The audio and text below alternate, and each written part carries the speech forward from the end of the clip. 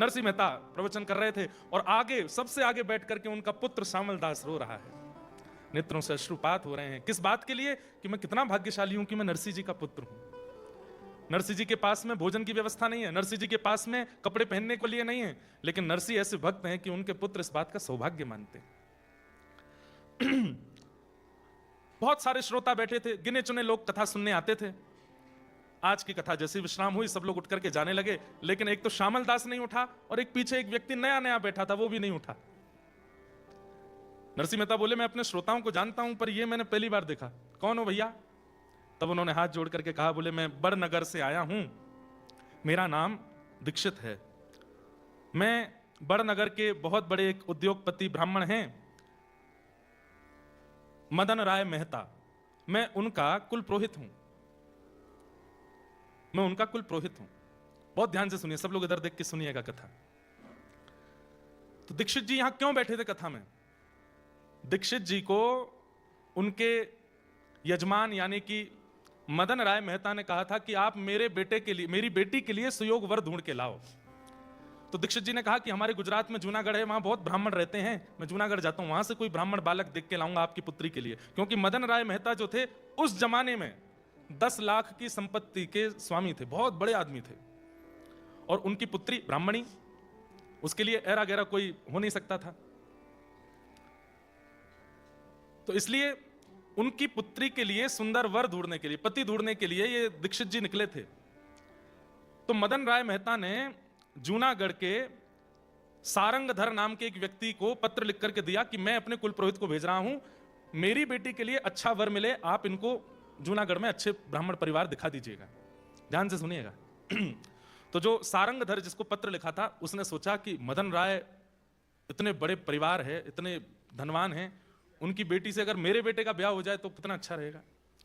तो सारंगधर के पास जब दीक्षित जी आए तो सारंगधर जी ने कहा, बाहर तो बाद में देख लेना, पहले मेरा ही बेटा देख लो।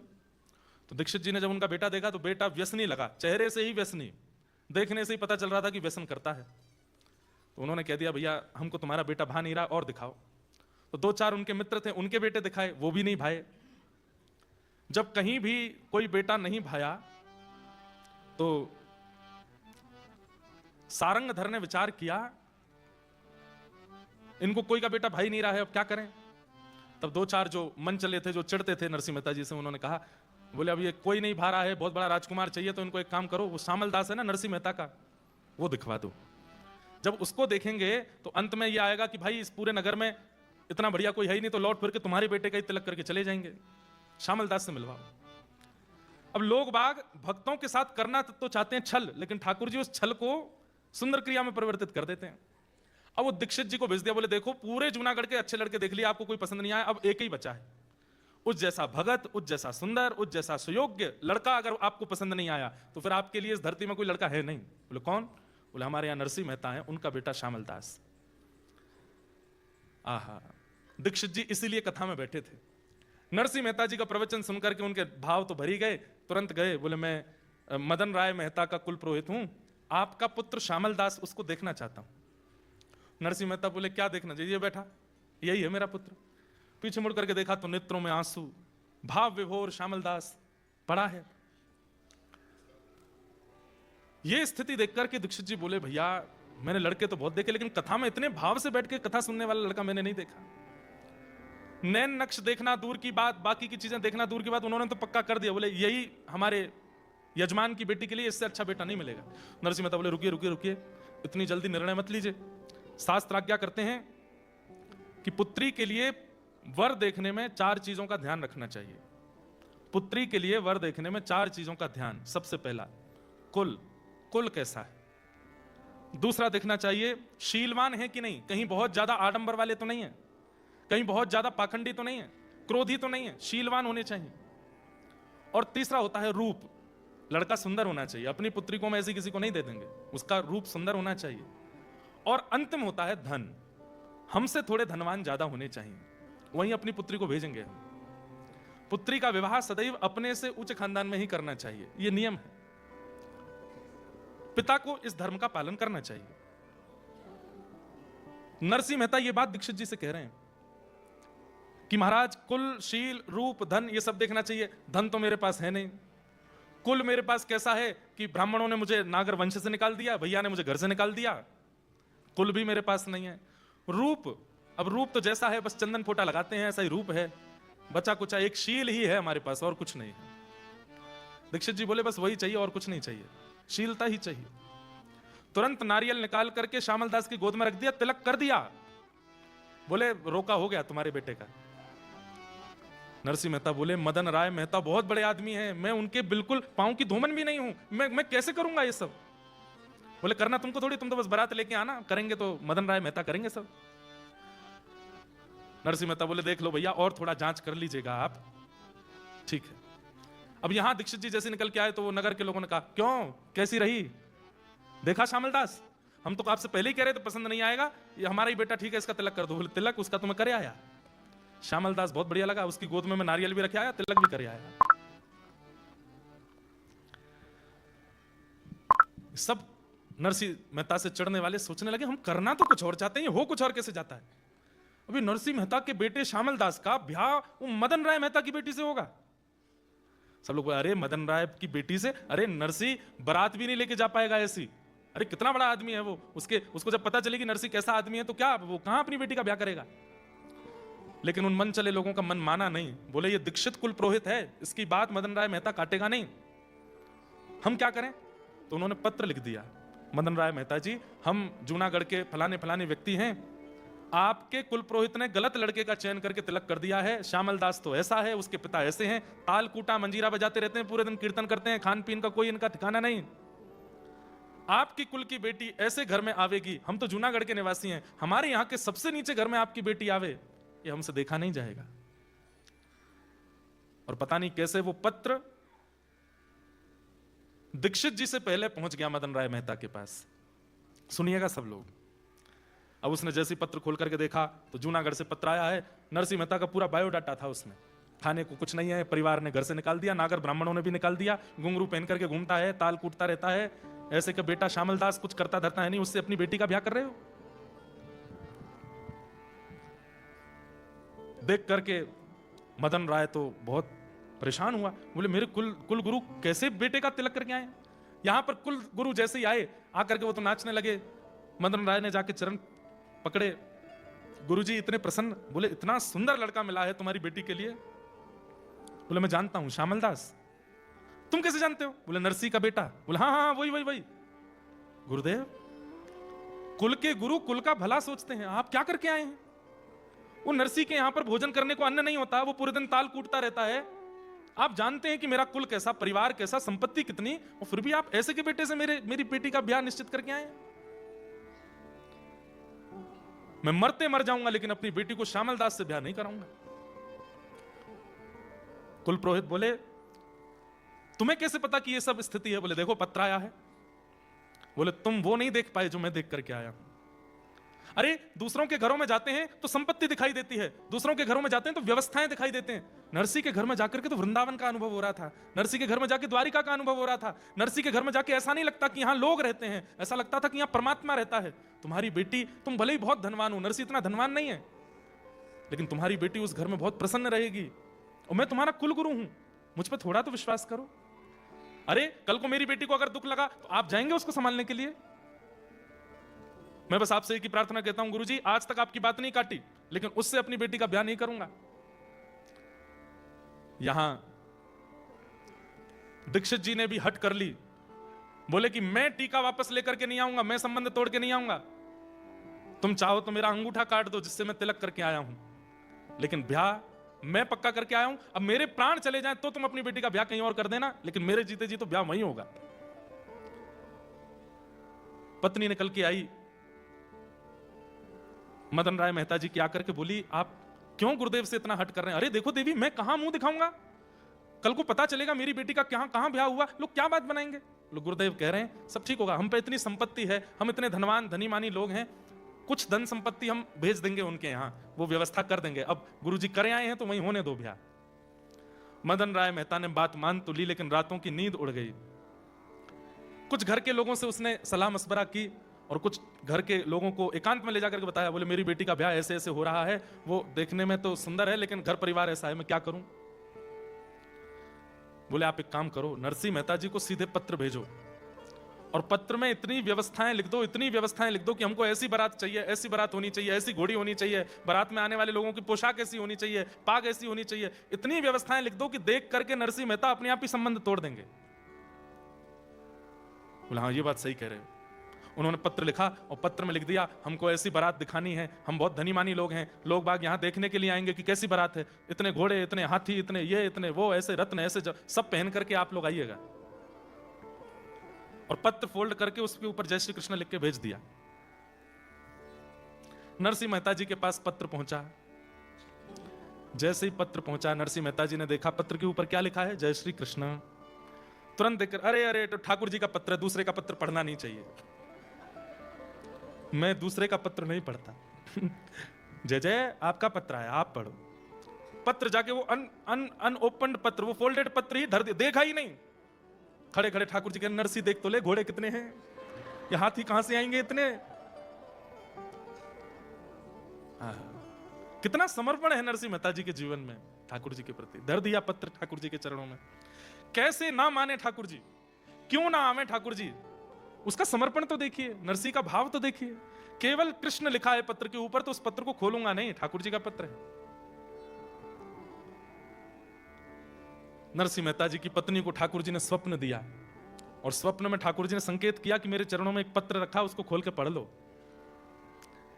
जैसे ही पत्नी ने खोल करके देखा और उसके लिखी हुई सब बातें देखी, वो तो उनका तो बीपी हाई हो गया, सांस चलने लगी। बोले कैसे होगी इतनी व्यवस्था, आपने पढ़ा क्यों नहीं है, कितने दिन हो गए इस पत्र को आए हुए। बोले महीना भर हो गया। बोले इसमें लिखा है अक्षय तृतीया को बारात लेकर के हमको जाना है और अक्षय तृतीया परसों है, 1 महीना से पत्र धरा विराज रहा है, आपने पढ़ा नहीं। देवी उन्होंने ऊपर नरसी क्यों नहीं लिखा, जय श्री कृष्ण लिख के भेजा था, इसलिए मैंने तो ठाकुर जी के चरणों में रखा। अब ठाकुर जी जाने, महीना भर ठाकुर जी ने पत्र रखा है तो ठाकुर जी ने कुछ तो व्यवस्था रखी होगी। मेरा एक ही, मुझे चिंता नहीं है कि मेरे पुत्र की बारात कैसी हो, लेकिन इतना कुछ लिख करके भेजा है, किसी और की मान की बात है, मेरे मान की बात नहीं है। वंशीधर मेहता जिसकी पुत्री से मेरी मदन राय मेहता जिसकी पुत्री से मेरे बेटे का ब्याह, उसके मान की बात है। नाथ मुंह पे तो कोई व्यवस्था है नहीं, मैं तो घोड़ी लाने के लायक भी नहीं हूं, आप ही आकर के कोई व्यवस्था करो। इतने में ही ठाकुर जी रुक्मणी जी से बोले, रुक्मणी जी आप द्वारिका की रक्षा करो, मैं जाऊं। रुक्मणी जी बोली क्या लगा रखा आपने, रोज रोज ये नरसिंह मेहता के पास चले जाते हो, कभी सांवरिया सेठ बन के चले जाते हो, कभी नरसिंह मेहता बन के उसके पिताजी का श्राद्ध करने चले जाते हो, कभी कुछ रूप में कभी कुछ रूप में। ठाकुर जी बोले भक्त बुलाएंगे तो जाना। बोले मैं इसलिए नहीं कह रही हूं कि आप जाओ मत, अकेले क्यों जाते हो, हमको भी ले चलो, हम भी चलेंगे, हम भी ना नरसिंह मेहता। अरे अरे वाह वाह रुक्मणी जी आपने तो मेरे मन की बात की, चलो। बोले करना क्या है, बोले यजमान बन के जाएंगे। नरसिंह मेहता जी का कहीं प्रवचन सुना था, तब से नरसिंह मेहता जी के शिष्य हो गए हैं, ऐसी भावना से मैं और आप जाएंगे और जाकर के नरसिंह मेहता जी के पुत्र की बारात सुंदर करेंगे। यहां रुक्मणी जी और ठाकुर जी संपूर्ण द्वारिका के लोगों को जगाया, सबसे कहा महंगे वाले वस्त्र पहन करके आओ, गले में हार पहन के आओ, अपने घर में जितने घोड़े हैं हाथी हैं सबको लेकर के चलो। बोले कहां जाना है, बोले हमारे एक परम मित्र हैं वहां द्वारिका में, सबको बता दिया हमारे मित्र हैं, उनके बेटे की बारात सजाने जाना है। और महाराज द्वारिका के समस्त यदुवंशी, लाखों की तादाद में घोड़े, लाखों की तादाद में हाथी और सुंदर, सब लोग अपने अपने आभूषण पहन करके बच्चों को, किसी को नहीं पता किसकी बारात में जा रहे हैं, सब सज के जा रहे हैं। ठाकुर जी ने कहा है जाना है। और तभी महाराज जूनागढ़ में हल्ला होने लगा, अरे कौन आ रहे हैं, कौन आ रहे हैं, अरे ऐसे हाथी, ऐसे घोड़े, ऐसी सुंदर चाल, ऐसी सुंदर बात। सबने कही भैया कौन है, अरे बोले ऐसा बता रहे हैं नरसिंह मेहता के कोई यजमान हैं। नरसिंह मेहता जी तुरंत भवन से निकल करके आए, आकर के देखी तो लोग वागों को देख करके ऐसा लग रहा था मानो जैसे गंधर्व आ गए, देवी देवता आ गए हों।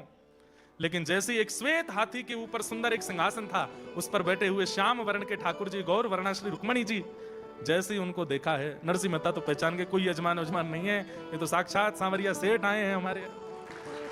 आकर के सीधे नरसिंह मेहता तो नेत्रों से आंसू, ठाकुर जी इशारा किए, बिल्कुल पता नहीं लगना चाहिए किसी को कि मैं कौन हूं, नाटक में रहो। ठाकुर जी ने आकर के तुरंत चरण पकड़े, जय हो हमारे नरसिंह गुरु जी, कैसे हो आप। नरसिंह मेहता बोले बस सब कृपा है ठाकुर जी की। नरसिंह मेहता जी की पत्नी बोली कौन है।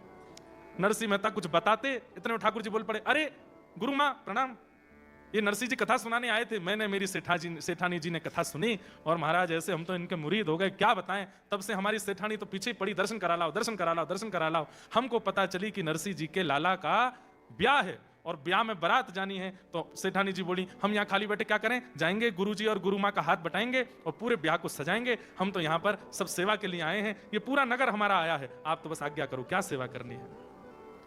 नरसिंह जी तो महाराज एक कोने में बैठे बैठे रोने लगे। ठाकुर जी बोले रोने से काम नहीं, बेटे का ब्याह है रो रहे हो। ठाकुर जी आप ही संभालो, मैं तो मुझे बस रोन दो, आप क्यों इतनी कृपा करते हो। ठाकुर जी बोले बातचीत सब बाद में करेंगे, तुम जाओ मंदिर में जाके भजन करो, हम कर रहे हैं सब काम। रुक्मणी जी को भेज दिया तुम घर के भीतर के काम संभालो। और ठाकुर जी स्वयं बाहर महाराज फेंटा कस करके हलवाइयों को बुलाया, भट्टी लगाओ, तैयारी करो, मेवा बनाओ, पकवान बनाओ, सुंदर सुंदर सामग्रियां सिद्ध करो, तैयार करो। यहाँ रुक्मणी जी भीतर ढोलकी लेकर के बैठ गई, बन्ना बन्नी गीत गाने लगी। नरसिंह मेहता जी के बेटे का ब्याह है। अब तो महाराज जूनागढ़ के लोग जो नरसिंह जी के घर जा भी नहीं रहे थे, वो हाथी घोड़ा देखने के लिए गए और लोगों की शक्ल देख करके, ऐसे राजशाही पोशाक देख करके बाहर से झांक के नरसिंह जी के घर में देख रहे हैं। और जूनागढ़ के लोग नरसिंह जी की पत्नी से कह रहे हैं हम भी आ जाएं भीतर। अरे आओ आओ, क्यों नहीं आओगे। देखते ही देखते पूरा जूनागढ़ पहुंच गया। नरसिंह जी केवल रोए जा रहे हैं, जिन्होंने मुझे कभी अपना नहीं माना, आज वो सब मेरे गले में गलवैयां दे रहे हैं, सब मेरे घर में आके कीर्तन कर रहे हैं, सब आकर के इतना उत्साहवर्धन कर रहे हैं।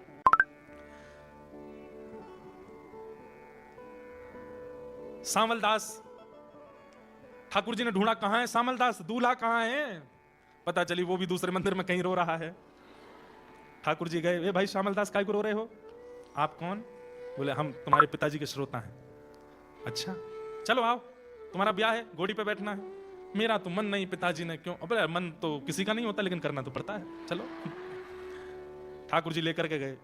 ठाकुर जी ने श्यामलदास को नवाया, संग में अपने सब सखा लगाए द्वारिका के, सुंदर इत्र लगाया, धोती अपने हाथ से पहनाई, दुल्हा को तैयार कर रहे हैं, सुंदर पोशाक पहनाई, तिलक स्वरूप पत्रावली ठाकुर जी अपने हाथ से श्यामलदास के पत्रावली कर रहे हैं, सिर पर पाग पहनाई, सिरपेज पहनाया, जैसे ही एक मोर पिछ लगाया, आहा ऐसा लगा कि ठाकुर जी के पुत्र अनिरुद्ध हों, इतना सुंदर।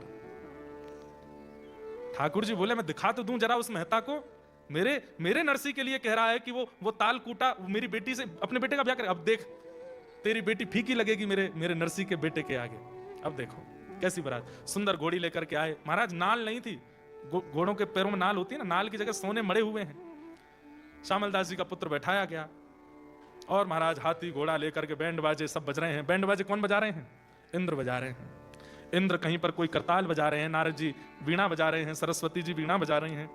सब रूप बदल बदल करके आए हैं और ऐसी बारात की महाराज देखते बनती है। यहां वो ब्राह्मण बोला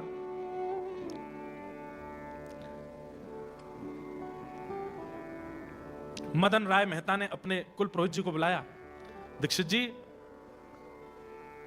कल अक्षय तृतीया है और कल बारात आनी है, मुझे दूर दूर तक कोई आश्चर्य तो लग नहीं रहा है कि बारात आने वाली होगी, मेरी तो नाक कटने वाली है, मेरे इतने रिश्तेदार आ रहे हैं, इतने नातेदार आ रहे हैं, इतना बड़ा मैंने मंडप बनवाया, इतने लोगों की भोजन की व्यवस्था की है, इतना सब कुछ किया है, कहीं ऐसा ना हो कि ये नरसिंह मेहता पुरानी टूटी किसी बैलगाड़ी में अपनी बारात लेकर के आ जाए, थोड़ी व्यवस्था संभलवाया हो। मैं कुछ आपको धन द्रव्य दे के भेज रहा हूं, आप जाकर के नरसिंह मेहता से कह दो अच्छी व्यवस्था, अच्छी पोशाक पहन करके आवे, देख तो आओ बारात कैसी। दीक्षित जी बोले ठीक है जाता हूं। ये तो निकले जूनागढ़ की ओर, तब देखे तो थोड़ी दूर जाते ही महाराज वहां तो बैंड बाजे बज रहे हैं, खूब जोर जोर से उछल उछल करके बड़े देव जैसे दिखने वाले, गंधर्व जैसे दिखने वाले लोग नृत्य कर रहे हैं। दीक्षित जी को भी लगा ये तो कोई बड़े धनी मानी की बारात होगी, नरसिंह की कहां होगी। निकलने लगे बीच में से, बोले भैया मुझे चलते चलते 2 घंटा हो गए, ये बारात पूरी नहीं हो रही है, किसकी बारात है। एक से पूछा भाई कौन की बारात है, इतना पूरा रोड घेर करके चल रहे हैं, इतनी जोर जोर से नाच रहे हैं और इतने सुंदर सुंदर सब लग रहे हैं, किसकी बारात है।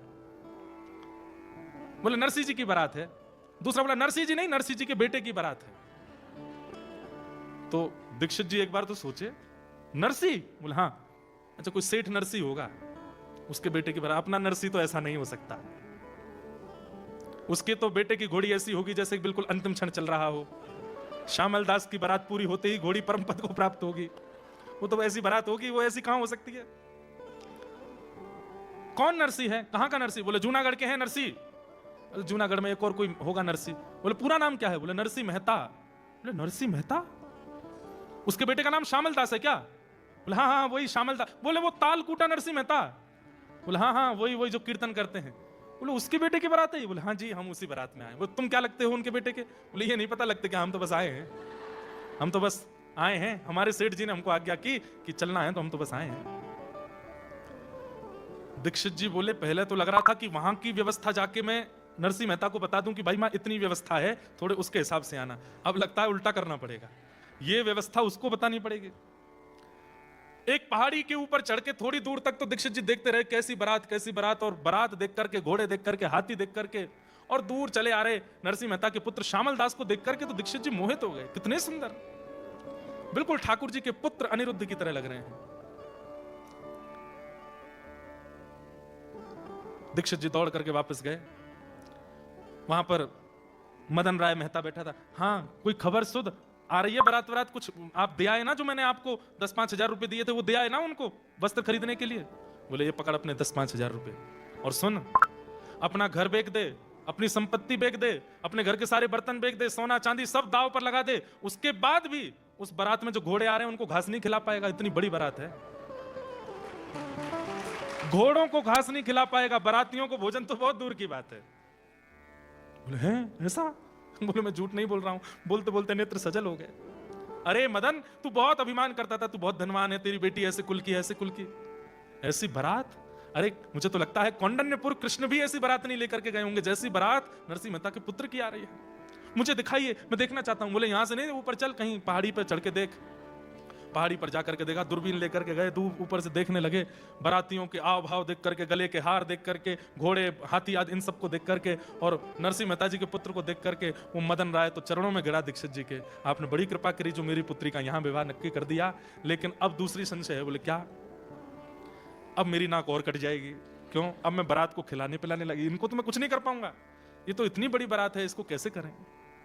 तो पहले ऐसा होता था कि एक दिन में विवाह नहीं होता था, बारात आकर के रात में जनवासे में रुकती थी।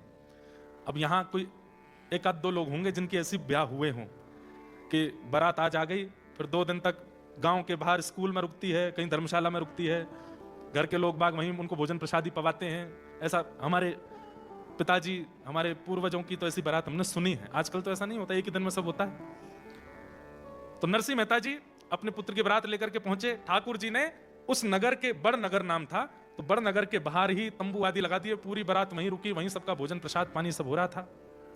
तो कहते हैं कि जब बारात आती है तो सबसे पहले ससुर जी, साले साहब, लड़के के, वो सब आते हैं पूछने के लिए कि सब ठीक है, कोई व्यवस्था में दिक्कत तो नहीं। तो मदन राय मेहता अपने कुल पुरोहित दीक्षित जी को लेकर गया। बोले आप चलो मेरे साथ, और नरसिंह मेहता जी से थोड़ा बोलो कैसे करेंगे, हम तो इतनी व्यवस्था तो हमने करी नहीं है। हमने तो जो तंबू पंडाल भी बनाया वो भी 500-600 आदमियों के लिए बनाया, हमको तो लगा नहीं था इतने लोग आएंगे, यहां तो ये लाखों की तादाद में आए हैं, अब क्या करें? बोले नरसिंह जी बहुत सरल हैं, तुम चलो, चल करके चरणों में प्रणाम कर देना, सब तुम्हारा मंगल हो जाएगा। तो चलो। अब ये वहां पहुंचे, वहां जाकर के बारात जहां रुकी थी वहां जाके पूछने लगे, बोले सेठ जी कहां हैं? और वहां सेठ जी, नरसिंह जी को कोई नहीं जानता था, सेठ जी सब ठाकुर जी को ही जानते थे। अच्छा सेठ जी वो सामने वाले तंबू में है। मिलते मिलाते सबसे पहुंचे। जैसे ही तंबू के भीतर प्रवेश किया, सुंदर सा सिंहासन, उस पर ठाकुर जी बैठे थे। ठाकुर जी को देख करके मदन राय मेहता बोले अरे ये तो कितने सुंदर हैं। नरसिंह मेहता कितने, दीक्षित जी बाहर ही रुक गए थे। बोले मैं नहीं जाऊंगा, अभी तक तुम ही प्रणाम करके आओ, टीका मैंने किया, अब आगे काम तुम करो। ये तो भीतर गए, चरणों में, सेठ जी आपको मैं प्रणाम करूं, मेरे तो बस आप नरसिंह जी, मुझे लोगों ने बहका दिया था, मुझे पत्र में लिख के भेजा कि आप तो ताल कूटा हो, मुझे क्या पता आप तो धन कूटते हो, आप तो रत्न कूटते हो। मुझे ऐसा पता होता कि आप चांदी सोना खाते हो तो मैं उस हिसाब से व्यवस्था रखता। मैंने तो व्यवस्था बहुत। ठाकुर जी ने उठा, बोला नहीं नहीं नहीं नहीं, मैं नरसिंह नहीं हूं, तो मैं तो उनका दास हूं, मैं तो उनका सेवक हूं। मदन राय मेहता बोले तो और मरने हो गए, जब ये सेठ ऐसा है, दास ऐसा है, नरसिंह कैसे होंगे? क्या हुआ? आधी रात में ही मदन राय मेहता अपनी पुत्री को हाथ जोड़ करके, लाली मैं बहुत दुर्भाग्यशाली हूं, मैं तेरा ब्याह नहीं कर पाऊंगा। तेरा जोड़ा रखा है, तेरा सब श्रृंगार रखा है, तेरी मां है, ये कुल पुरोहित हैं, सब लोग हैं, पर मैं बहुत ग्लानि में चला गया हूं, मैं इस ब्याह को संपन्न नहीं कर पाऊंगा। बेटी तू अब देख लेना, निर्णय तेरे हाथ में, जो तुझे करना हो। और आधी रात में मदन राय मेहता नगर छोड़ के चले गए। अब यहां कुल पुरोहित जी आए रात में, और उन्होंने आकर के नरसिंह मेहता जी से कहा, बोले कि एक दिक्कत हो गई। बोले अब क्या दिक्कत हो गई? बोले कि लड़की के पिताजी चले गए। बोले कहां? बोले नहीं नहीं नहीं, वहां नहीं गए, नगर छोड़ के चले गए। आपकी व्यवस्था बारात देख करके वो तो घबरा गए, हाथ पांव फूल गए उनके। बोले मैं कुछ नहीं कर पाऊंगा, तो चले गए। नरसिंह मेहता जी बोले अच्छा चलो मैं करता हूं कुछ, अब बारात तो आ गई, अब वापस लौटना तो अच्छा नहीं। नरसिंह मेहता गए ठाकुर जी के पास, और जो सबको पता है कि वो सेठ जी हैं, नरसिंह मेहता को ही पता है कि ये ठाकुर जी। ठाकुर जी बोले कहो नरसी क्या बात, सब व्यवस्था तो बढ़िया है ना, बारात वरात सब बढ़िया लगी? वो तो सब बढ़िया है, लेकिन एक दिक्कत और हो गई है। बोले क्या हो गया? बोले जो लड़की के पिताजी हैं उन्होंने हाथ खड़े कर दिए, व्यवस्था नहीं कर पा रहे, वो तो नगर छोड़ छाड़ के चले गए। बोले अब? बोले अब बारात की व्यवस्था करिए, ब्याह भी आप ही कराओ, ब्याह की व्यवस्था भी आप ही करो। जब बारात इतनी मैंने तो कहा नहीं था इतनी लेके आना, अब इतने यदुवंशियों को लेकर के आप आए हो तो व्यवस्था ब्याह की भी आप ही करो। ठाकुर जी बोले ये क्या बात हुई, ये तो बहुत भेद हो जाएगा, हम वर पक्ष के अब वधु पक्ष का भी हम ही करेंगे तो ये उचित नहीं लगता। बोले कुछ तो कीजिए। ठाकुर जी बोले हम पे आइडिया है। बोले क्या? तुरंत नेत्र बंद करके बलराम जी को बुलाया, वो दाऊ दादा जल्दी आओ, अकेले नहीं आना, भाभी जी को संग लाना। तुरंत दाऊ दादा आए, वहां से रेवती मैया भी द्वारिका से आई। अब सोचिए ये नरसिंह मेहता के पुत्र का ब्याह है। दाऊ दादा आए, कहो कन्हैया कैसे बुलाए हो? दाऊ दादा एक सौभाग्य आपको देना है। बोले काय को सौभाग्य? बोले कन्यादान करोगे? बोले कैसो कन्यादान? पूरी बात बताई और बात बता करके कहे कि अब आपको ये सौभाग्य मिलेगा कि श्यामल दास की होने वाली पत्नी उसके आप पिता और मां के रूप में अब आप विराजो और कन्यादान करो। दाऊ दादा के तो नेत्र सजल है। बोले हाँ लाला, एक भक्त की बहू को कन्यादान हमको करवे को मिलेगा, ये सौभाग्य है। ठाकुर जी बोले कन्यादान ही नहीं करना है, व्यवस्था भी पूरी आपको ही करनी है, साज श्रृंगार मंडप आदि भी सब आपको ही बनाना है। दाऊ दादा विनोद में बोल के लाला है तो बड़ो चतुर, लड़का वारी लेवे तो वहां पक्ष में खुद चलोगे और जहां देनो पड़े वहां हमको खड़ो कर रहे हो। ठाकुर जी बोले अच्छी बात है ना, घर ते घर में ही आ जाएगो, एक ही घर में है, खा बुराई है, चलो। और महाराज श्री नरसिंह मेहता जी के पुत्र का विवाह हुआ, जहां वर पक्ष के प्रधान हैं श्री ठाकुर जी और वधु पक्ष के प्रधान हैं श्री बलराम जी महाराज। और श्यामल दास का विवाह ठाकुर जी ने कराया, सब देखते रह गए, देखने वाले उस विवाह को भूल नहीं पाए। ऐसा अद्भुत विवाह ठाकुर जी ने वहां पर सिद्ध कराया। विदाई के समय रुक्मणी आदि वैसे ही रो रही हैं जैसे घर की कन्याएं रोती हैं, घर की माताएं रोती हैं, ऐसा विवाह हुआ। पूरे विवाह में एक एक व्यवस्था ठाकुर जी ने और श्री दाऊ दादा ने संभाली और श्यामल दास का विवाह करके लाए, उसकी बहू को लेकर के जूनागढ़ में विराजमान करके और सब द्वारिका को प्रस्थान कर गए। बोलो भक्त वत्सल भगवान की। और सब नरसिंह मेहता से कहते रह गए, बोले भैया ऐसा यजमान कहां से लाए हो, इतना बढ़िया यजमान कहां से लाए? नरसिंह मेहता बोले क्या बताएं, ये कौन, मैं अपने मन की कैसे बताऊं कि यजमान थे कि ठाकुर जी थे? ये तो साक्षात ठाकुर जी हैं। द्वारिका नो नाथ